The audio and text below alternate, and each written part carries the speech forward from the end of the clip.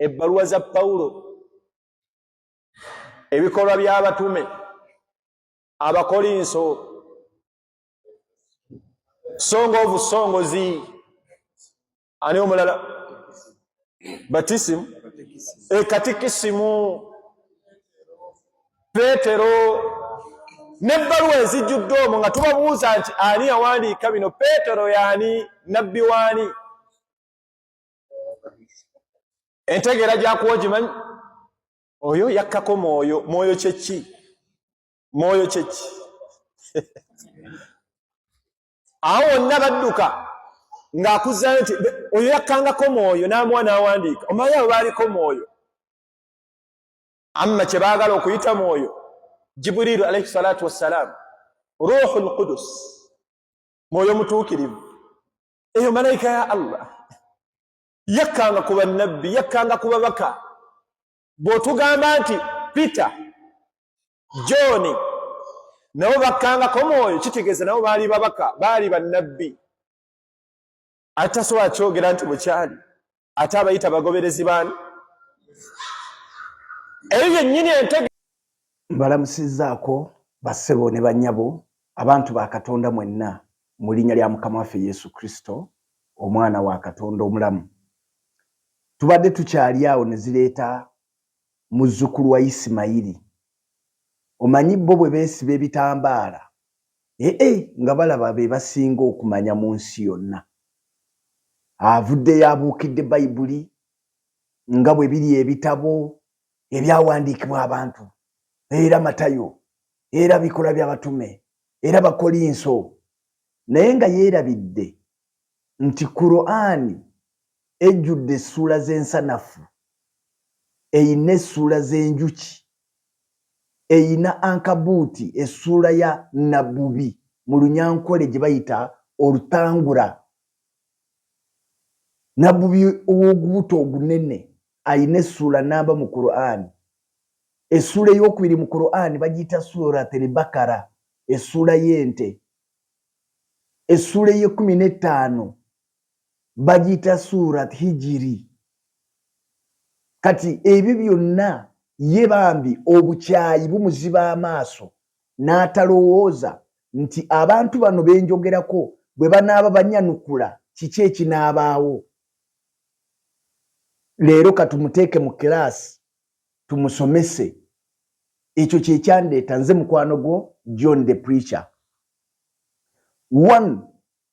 Bayibuli gy'ozannyirako Katonda yalagira ewandiikibwe, era tuyina ennyiriri nnyingi nga Katonda alagira okuwandiika mu Bayibuli, nga Katonda mwene yalagira bawandiike.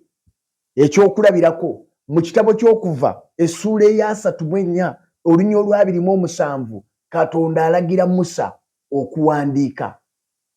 Mu Yeremiya essuula bassebo ne bannyabe eya 30 olunyiriri olw'okuna Katonda alagira Yeremiya okuwandiika. Mu Kaabakuuku essuula ey'okubiri n'olunya olw'okubiri Katonda alagira Kaabakuuku okuwandiika. Ne mu nnyiriri endala nnyingi nga Katonda alagira okuwandiika. Kati wuliriza lwaki Bayibuli yawandiikibwa. Bwe tusoma mu kitabo eky'Amateeka essuula y'e17 olunyiriri olw'e18 mpaka ku lwa 20, Bayibuli etuwa ensonga neega nti yawandiikibwa bwe tusomamu tujjukirenga ebigambo Katonda byeyogera naffe era tulemenga okubyerabira. Nkugambye soma eky'Amateeka essuula ey'e17 okuva ku lunyiriri olw'e18 mpaka ku lwa 20. Ndowooza ekyo kitegerekese bulungi bassebo ne bannyabo. Era mu kitabo kya Timoseewo ekyokubiri, Timoseewo ekyokubiri essuula ey'okusatu olunyiriri olw'e16 n'olw'e17, Bayibuli etulaga nti Katonda mwene ye yaluŋŋamya okuwandiikibwa kwa Bayibuli.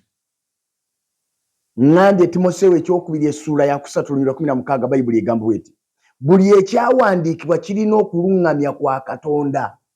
Buli ekyawandiikibwa muno mu Bayibuli kirina okuluŋŋamya kwa Katonda.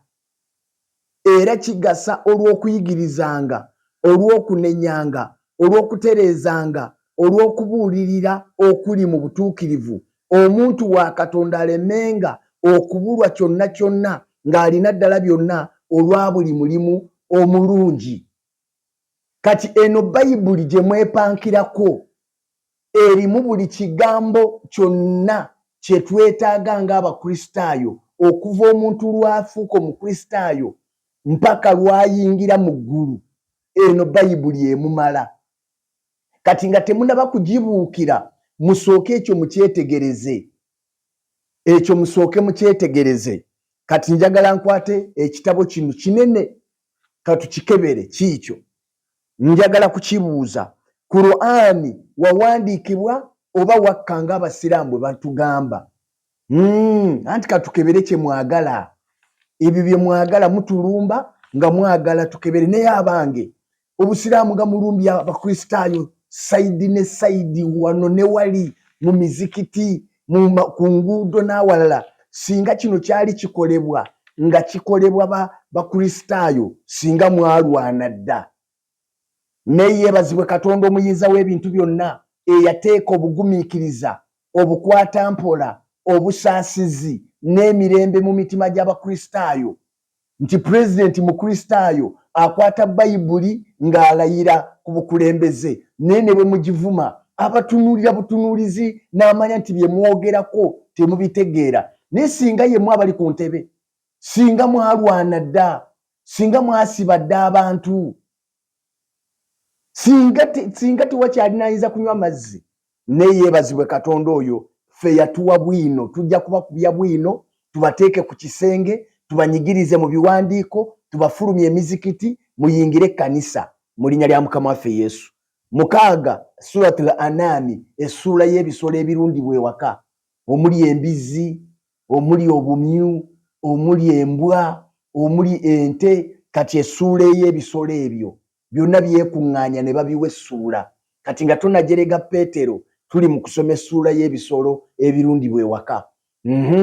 Aya ya 7 egamba bweti: singa twassa ku ggwe Muhammadi ekitabo kyennyini ekiri mu mpapula ne bakikwatako n'emikono gyabwe, abo abaakaafuwala bandigambye nti tekiri kino wabula eddogo eryeyolefu. Kati bwaga nti singa twassa ku ggwe ekitabo ekiri mu mpapula, ekitegeeza nti Qur'ani eno Muhammadi tebaagimuweera mu mpapula. Kati buli kye tusanga mu mpapula nga mukiyita Qur'ani, Qur'ani egambye eryo liba ddogo. Kati kino ekitabo kino lino ddogo lyennyini. Ekyo ndowooza kitegerekese. Mu ssuula ey'okubiri aya ya 79, Suratul Bakara, essuula y'ente. Wulira. Baagala ove ku bya Pawulo eyaliko Omwoyo Omutukuvu. Ekyo nakyo yakoze ensobi. N'aga nti Omwoyo Omutukuvu ate ye malayika. Bw'olaba omusajja omukulu atasobola kwawula Mwoyo Omutukuvu ku malayika, mbu naye ali mu kusomesa. Tasobola kwawula Omwoyo Omutukuvu ku malayika. Nga n'omwana owa Sunday school ewaffe asobola okwawula malayika ku Mwoyo Omutukuvu, naye ye tasobola kubyawula, mbu naye atudde maaso g'abantu abasomesa. Yeyeebikiridde ebitambaala, ali mu kusomesa mbu naye. Kaakati wuliriza essuula ya 2 aya ya 79 egamba bweti: okubonaabona kuli kwabo abaawandiika ekitabo n'emikono gyabwe, oluvannyuma ne bagamba nti bino bivudde eri Allah, balyoke babitunda emiwendo emitono mu by'okufuna kw'ensi. Okubonaabona kuli ku bo olw'ebyo emikono gyabwe bye gyawandiika, era okubonaabona kuli ku bo olw'amagoba ge bafunamu. Okubonaabona kuli kwabo abaawandiika ekitabo ne bamala ne balimba nti kyavaawa eri Allah. Kubanga ffe Bayibuli tevanga wa Allah. Allah si ye Katonda wa Bayibuli, ekyo tuze tukyogera. Kuli kummwe abaawandiika ekitabo kino ne mukyewandiikira ne mumala ne mulimba nti kivudde eri Allah. Era n'abawandiisi Qur'ani ebatulaga bulungi wano abaagiwandiika. Ngenda kumala nsimba ekibuuzo. Ku peegi ya 22 mu Qur'ani eno eyavuunulwa Sheikh Abdulrazak Matovu, wano we ngenda okusoma wano. Olaba waawo egamba bweti: tuyiga mu hadisi ez'ennono nti ababeezi ba nnabbi ow'ekitiibwa abamu baalinga bawandiika Qur'ani oba ebitundu byayo. mu kiseera ky'obulamu bwa nabbi era amannya ge gano: Uthman Ali, Abdallah bin Masudi, Abdallah bin Umar bin Asi, Salim omuddu wa Uzaifa yateebwa, Mauz bin Jabali, Zaid bin Thabiti, Ubaya Kaaba, Abu Zaid Kasbini. Abo be bawandiika Qur'an. Kati ekibuuzo kyange ekirambulukufu ate nga kinene gye muli, ani yabalagira bawandiike Qur'an mu mpapula? Bwe mumpa ansa nyingira omuzikiti, ani yabalagira bateeke Qur'an mu mpapula? Twagala bwino. Bwe muleeta bwino nyingira omuzikiti, ekibaluma kiki? Bayibuli erimu amabaluwa, Bayibuli erimu amabaluwa. Otawaana kubanga gwoyimba nyimbe mu Luwarabu togimanyi. Kati kanji kusomese essuula basebo ne banyabe eyabirimu omusanvu sati namuli. Essuula yaki? Ey'enkuyege. Essuula y'enkuyege ey'omutwe omunene egamba we sati namuli aya ya 20. Bw'otandikira ku aya ya 2 Sulaimaani n'anoonyereza ennyonyi zonna n'abulwamu emu n'agamba nti lwaki siraba ffulungu oba libadde mu bataliiwo leero, nja kulibonyaabonya olubonyaabonya oluyitirivu oba nja kulisala okuggyako nga linandeetera obujulizi obweyolefu.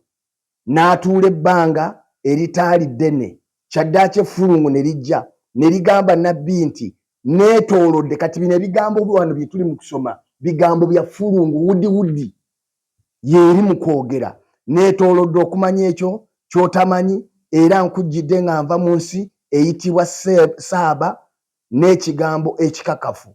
Mazima nze nsanze omukazi ng'afuga ng'ayaweebwa ekyetaagibwa omufuzi okuva mu buli kintu, era alina namulondo ennene ey'ekitiibwa. Musanze n'ekibiina kye nga bavunnamira njuba atali Katonda. Sitaani yabanyiririza emirimu gyabwe n'abaziyiza okukwata ekkubo eggolokofu. Aziyiza abantu okukwata ekkubo eggolokofu ye Sitaani. Kubo kyeggolokofu Yesu ayogera mu Yokaana 14:6 n'aga nti nze ekkubo n'amazima n'obulamu, mwe musiba musaba ihidina sirata limustakima, tuluŋŋamye mu kkubo eggolokofu. Ekkubo weeriri mwaligaana, mwakwata ku buli Abusiraamu eribatwala mu kuzikirira, kubanga kyawandiikibwa nti waliwo omuntu ekkubo lyalabanga eddungi naye ng'enkomerero yaalyo makubo ga kufa. Kati wuliriza aya ya 26. Tewali Katonda mulala okuggyako oyo omufuzi wa arushi enene. Ffulungu lye lyogera. Aya ya 27. Sulimaani n'agamba nti tunaalaba obanga oyogedde mazima oba obadde ow'omubalimba. 28. Genda n'ebbaluwa yange eno ogisuulire, ogibasuulire, oluvannyuma obeesambe oyimirire kumpi awo otunule kiki kye banaddamu. Nga ebbaluwa eri mu Qur'ani wakati nga Sulimaani atuma kinyonyi. Kati Katonda bw'atuma abantu baleeta amabaluwa gye tuli, mwagala ga binyonyi, mwagala tuve ku bigambo bya Pawulo, mwagala tuve ku bigambo bya Peetero, mwagala tuve ku bigambo bya Yokaana omuntu, kati tugende ku mabaluwa g'ebinyonyi wudi.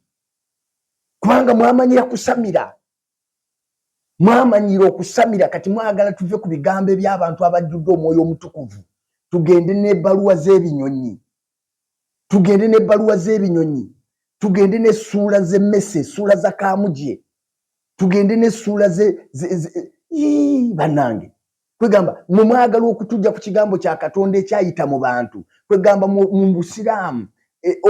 Pawulo kubanga mu Kristaayo bw'akola meeting ekwata ku bowaholo oba ekwata ku kyalo ku babbi abatubba, n'ensanafu ne zizinda ne zikola wali olukuŋŋaana lwazo engeri gye zinaatabaalamu ekyalo. Kwegamba mu Abasiraamu mugenda mu lukuŋŋaana lwa nsanafu ne muleka olwa Pawulo kubanga mu Kristaayo. Obukyayi bwaki? Kiki ekibaleetera obukyayi mu mitima? Era obukyayi obwo buvaawa? Muyinza okuŋŋa nti buva eri Katonda. Obukyayi bwa Sitaani.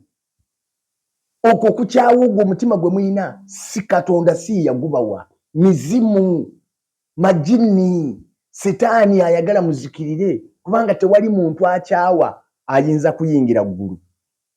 Mukama abampeera omukisa. Nze John the Preacher nkwagaliza wiiki ennungi mu linnya lya Yesu.